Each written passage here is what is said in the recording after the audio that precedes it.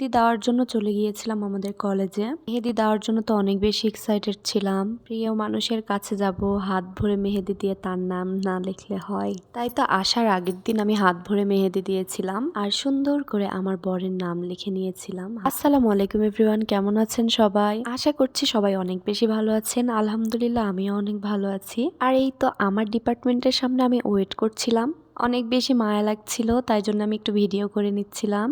আর এই তো তন্নি চলে এসেছে, ও মেহেদি পরিয়ে দিচ্ছে খুব সুন্দরভাবে। ও তো প্রফেশনাল মেহেদি আর্টিস্ট, ও অনেক সুন্দরভাবে মেহেদি দিয়ে দেয়। আর একটা পেজও আছে MJS হেনা আর্ট, আপনারা সবাই মেহেদি দিলে অবশ্যই নক করবেন পেজে।